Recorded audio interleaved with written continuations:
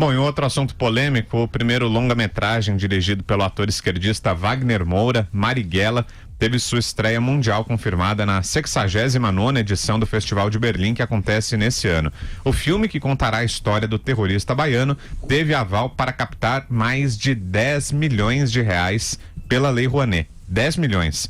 Proposto pelo próprio Moura em 2013, o projeto foi aprovado na Lei do Audiovisual, que concede incentivos fiscais a pessoas físicas e a empresas privadas patrocinadoras. O longa já havia sido autorizado a captar via Lei do Audiovisual em janeiro de 2014, com a última prorrogação sendo autorizada em 2016. O terrorista Carlos Marighella é o autor do Manual do Guerrilheiro Urbano. E aí, Caio? Então, 10 milhões. Pois é.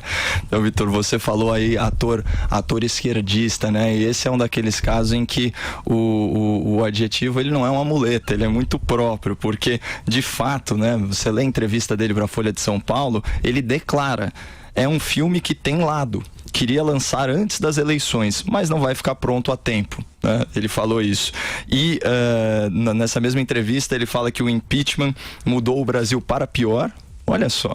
E que negar ao Lula o direito de se candidatar é compactuar com o golpe. Então, só para a gente ter uma ideia de quem a gente está falando do ponto de vista político, né? Bom, são 10 milhões autorizados. Eu entrei agora há pouco no site da Ancine para pegar os dados atualizados. Pelo que eu vi, a captação autorizada era de 10 milhões e 200 mil reais, mas o valor captado é de 3 milhões e meio. É importante pontuar que essa aprovação foi feita antes da despetização, inclusive do governo Michel Temer. É uma aprovação de 2014, né? Então, só para não confundir as bolas.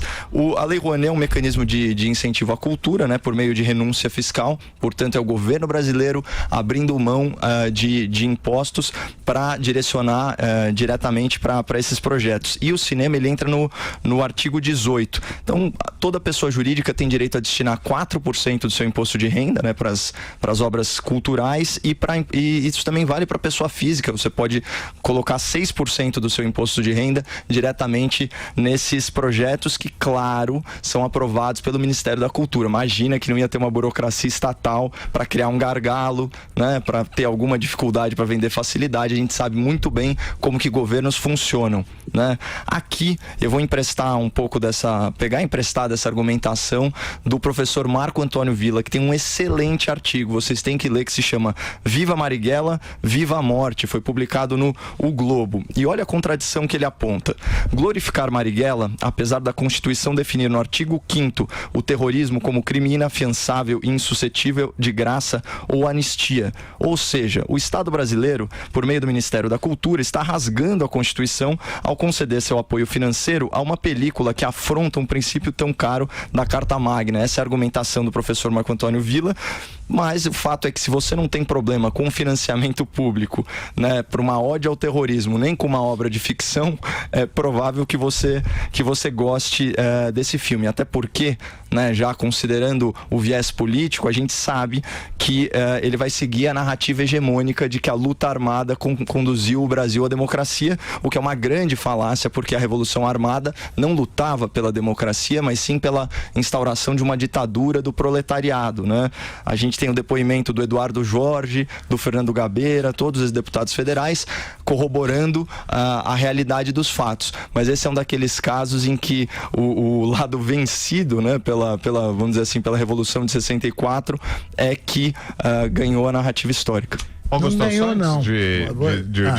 de passar a bola, tem uma outra informação também para acrescentar a respeito disso, Andrezão, sobre a Lei Rouanet. Tá a pedido do Andrezão, né? Mas vamos lá, é o seguinte: o ministro da Cidadania, Osmar Terra, que agora também é o responsável pelas áreas de esporte e cultura, fará algumas mudanças na Lei Rouanet. A principal é no valor máximo de captação. O teto, que hoje é de 60 milhões de reais, será reduzido para 10 milhões. A contrapartida social exigida do artista será ampliada.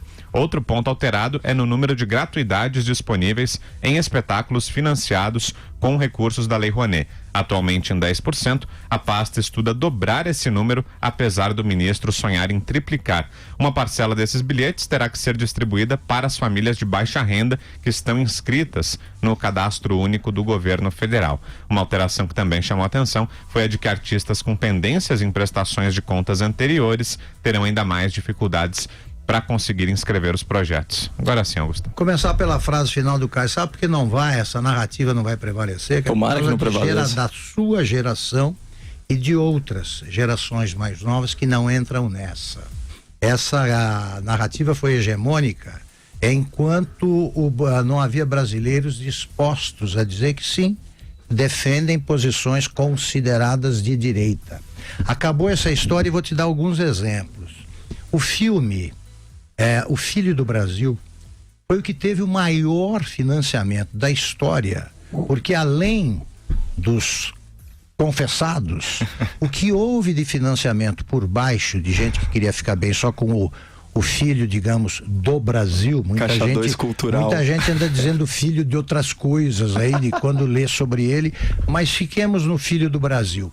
Foi um fracasso monumental, até para minha surpresa. Ficou numa rede distribuidora, começou como esses filmes americanos que vêm para explodir. Foi um fiasco. Foi em uma semana a rede de cinemas, a rede distribuidora estava pequenininha e foi um fiasco que deu um prejuízo, não deu, porque esses caras aí estavam a fim de perder ou ganhar dinheiro, estavam querendo ficar bem com o Lula. Por quê?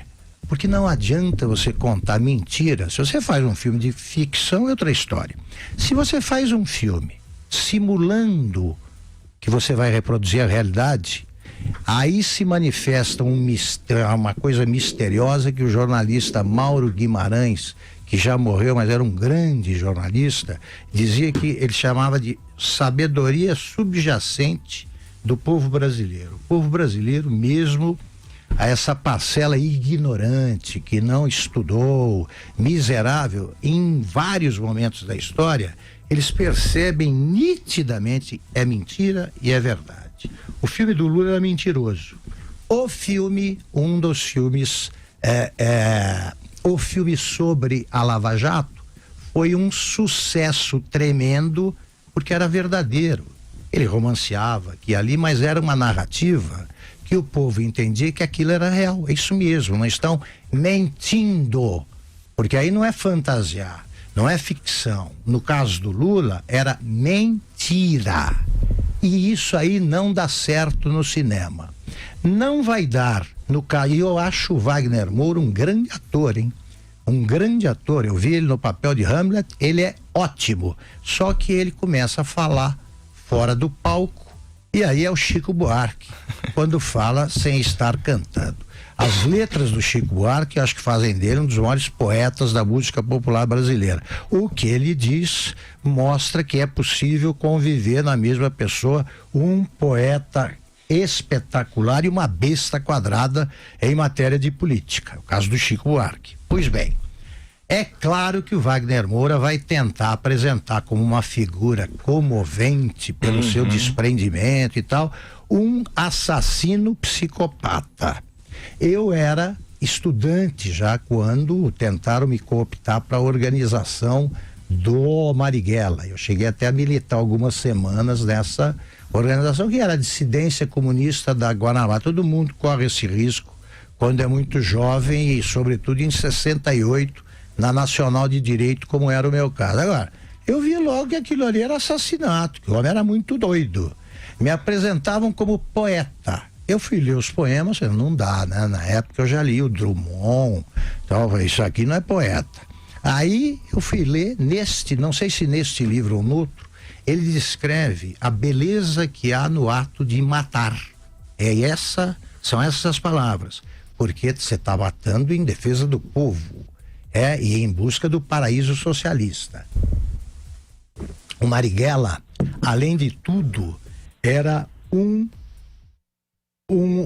ignorante em matéria de luta política, de estratégia, de guerra, porque ele foi vítima de uma cilada aí que qualquer estagiário de polícia política arma. Ele teve uma vida curta, né? Se escolheu o caminho errado, teve uma vida curta e felizmente não teve sucesso. Imaginem o tamanho do paredão que ia armar no Brasil um Carlos Marighella. Pois bem, se eles contarem isso no filme, todo mundo vai achar que o Wagner Moura, quando fala fora da tela, Deus me livre. Se o filme romancear, vão descobrir que é mentira. Eles estão se metendo numa que não vai dar certo, está condenado a dar errado, como o livro. Eu resenhei, eu gosto do jornalista que escreveu, preferiria não ter escrito, acho até que livro ruim não merece nem ser resenhado, não precisa, a menos que ameace fazer sucesso. Como estava nessa categoria, eu me dispus a resenhar e disse o seguinte: eu não entendo como um jornalista desperdiça 10 anos da sua vida para reconstituir a trajetória de um sujeito que só tentou infelicitar o Brasil, só matou, e que não merece um ensaio de 4 páginas, quanto mais um livraço como ele teve, que deu sustentação a esse filme. O que o Marighella merecia era um documentário para mostrar como são os terroristas brasileiros, de 5ª categoria. Luciana, quero ouvir você. Olha, o que o Ministério da Cultura sempre explica pra gente quando tem esse tipo de questionamento é o seguinte, porque quem define aonde que vai investir, quanto que vai destinar, é a pessoa física, é a pessoa que vai fazer aí o investimento, vai doar parte do imposto devido à atividade cultural. E o grande problema é o seguinte: para garantir, cumprir os pré-requisitos determinados pelo Ministério da Cultura, é preciso saber o caminho das pedras. E assim, tem gente que sabe, tem gente que não vai conseguir nunca chegar, porque não conhece aqueles trâmites, não conhece a pessoa certa, tem sim dificuldade na aprovação do projeto junto ao Ministério da Cultura. Então, assim, a gente vê problema, tem problema na fiscalização. Muitas vezes quem tem o incentivo da Lei Rouanet são grandes projetos. É muito difícil você falar em distribuir ingresso para pessoa de baixa renda, porque mesmo quando tem investimento da Lei Rouanet, quando tem renúncia fiscal, muitas vezes os ingressos são muito altos. Então tem uma série de questionamentos que esse novo governo diz que vai atacar, que vai tentar resolver na questão do financiamento à cultura.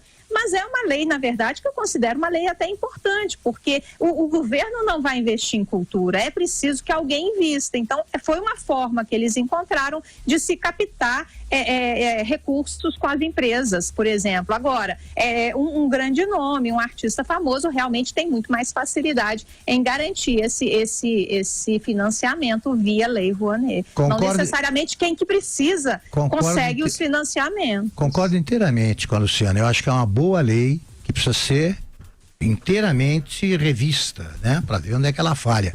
Já se financiou até casamento com dinheiro, aniversário de empresa, casamento com dinheiro da Lei Rouanet, né? Não é só nessa lei, em relação a essa lei que isso aconteceu, mas estamos falando dela para ser revista. O que eu acho é que os atores conhecidos, as celebridades do mundo artístico brasileiro deveriam ter mais dignidade e seguir o exemplo do Antônio Fagundes. O Antônio Fagundes, ele só se queixa da abrangência, da generalização aí do uso da meia entrada. Ele fala, pô, não dá, todo mundo tem direito à meia entrada, porque no Brasil o sujeito é jovem até os 28 e é velho a partir dos 60, então todo mundo paga a meia e ele tem de lutar para conseguir financiar os seus espetáculos, mas ele jamais recorreu à Lei Rouanet. E é um dos artistas mais populares do Brasil e mais competentes. Ele financia o próprio espetáculo e confia no retorno que dará a qualidade do espetáculo. Então sigam o exemplo, Maria Bethânia, Wagner Moura, sigam o exemplo do Fagundes, está traçado o caminho, porque o Sérgio Sá Leitão, que foi um belo ministro e será um bom secretário da Cultura aqui em São Paulo, ele diz o seguinte: o que precisa desse tipo de estímulo financeiro são essas manifestações culturais, essas relíquias culturais que a gente tem pelo Brasil e que você não tem um tostão para eles. Você tem essas festas populares que sobrevivem à custa de doações de pessoas. Esse tipo de espetáculo deveria ter esse tipo de estímulo, porque, ao que me consta, A Broadway foi feita e se consolidou sem um tostão de dinheiro do governo, né? Eles fizeram, os Estados Unidos seguiram outro caminho. Então tem este e tem o dessa renúncia fiscal, mas beneficiando quem merece e precisa. A Bethânia declamando Fernando Pessoa, evidentemente não figura nessa categoria. Fala, Caio. É o seguinte, só falar sobre Lei Rouanet, é importante lembrar que ela tem dois produtos. Primeiro o produto cultural e depois a contrapartida social. O que justifica, né, o governo abrir mão de verba, certo? De verba pública, é nisso que consiste renúncia fiscal. Sim, né? sim.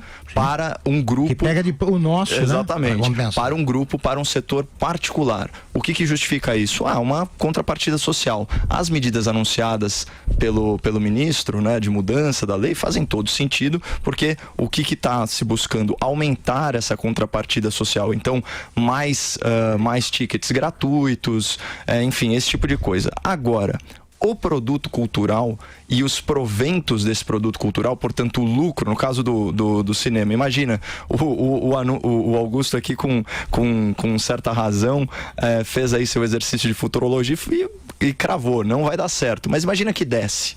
Para quem iria o lucro? Porque o sócio é o Estado. Agora, a renda da bilheteria é só do particular. Portanto, faz muito mais sentido na minha cabeça uma lei de incentivo fiscal, por exemplo, à segurança pública. Porque aí o produto que se tem, ele beneficia toda a sociedade, né? Não só o particular. E é sempre de se discutir toda vez que existe algum benefício ou algum privilégio, aqui na acepção ampla da palavra, né? Então, é aquele direito que poucos usufruem, mas todos pagam. Lei Rouanet é isso. É um direito que poucos usufruem e todos pagam. Porque o dinheiro deixa de imposto de renda, deixa de ir para o caixa geral do governo. Então, assim, não é tão radical a ideia da gente repensar todo esse processo. O que eu gosto é de cortar o governo como intermediário. Isso é muito legal. Eu acho que os empresários fariam excelentes escolhas em projetos de segurança pública, por exemplo. Excelentes escolhas em projetos educacionais. Eu sou totalmente a favor que se acabasse com a Lei Rouanet, se tivesse um teto de renúncia fiscal, mas se permitisse leis de incentivo fiscal para a segurança e para a educação, que são funções mais essenciais. Vamos lembrar, né, pessoal, que vários países pelo mundo não tem nem sequer o Ministério da Cultura, né? Isso é uma coisa muito nossa, de você, de novo, tá lá com os amigos do rei, como era no caso do PT, que você mencionou muito bem, que Lei Rouanet foi usada até para fazer, como se diz, festa de imprensa. De empresa. E assim, só para fechar, o Augusto falou, né, voltando aí pro Marighella, pro Wagner Moura, o Carlos Marighella, ele é autor do Manual do Guerrilheiro Urbano, né? E eu reli alguns trechos, é assustador. Ele inclusive se declara contrário à luta sem violência. Olha o que ele diz no manual. Ele vai ser pintado, viu, pessoal, como um grande defensor da democracia. Por isso que a gente tem que falar isso aqui. Olha o que ele diz. Ele é contra eleições, redemocratização, reformas constitucionais e outras bobagens desenhadas para confundir as massas e fazê-las parar a rebelião revolucionária, né? Em outro trecho do manual ele conclui: o guerrilheiro urbano tem que se fazer mais agressivo e violento, girando em torno da sabotagem, do terrorismo, das expropriações, dos assaltos, dos sequestros, das execuções. Então, assim, isso me leva a crer que a gente está diante de um caso, assim, falando sociologicamente, sabe, Augusto, de um gramichismo escancarado. O Wagner Moura é, sim, um intelectual orgânico falsificando a história com agenda revolucionária. E aí, para ficar mais perfeito o exemplo, o que ele está usando, Brown? Ele está usando a verba burguesa dos pagadores de impostos do Brasil. E depois é o seguinte, né? Quando o sujeito é imbecil, a gente deve chamá-lo de imbecil. O Marighella, um sujeito que acreditou que com 20, 30 pessoas, tal, que era esse o tamanho das organizações, não passaram de 100, nenhuma passou de 100. Que com 100 pessoas, você vai vencer o exército, ele só pode ser qualificado de imbecil. E aí eu repito, sempre a constatação que eu faço quando falam as tropas do Zé Dirceu, o exército da CUT, é só me avisar que eu mobilizo o tiro de guerra de Taquaritinga, que dá conta dessa aí. São garotos de 19 anos que estão ali treinando a dar tiro, porque é o serviço militar obrigatório. O tiro de guerra de Taquaritinga daria um jeito nessa guerrilha. Eles acharam que derrotariam o exército brasileiro.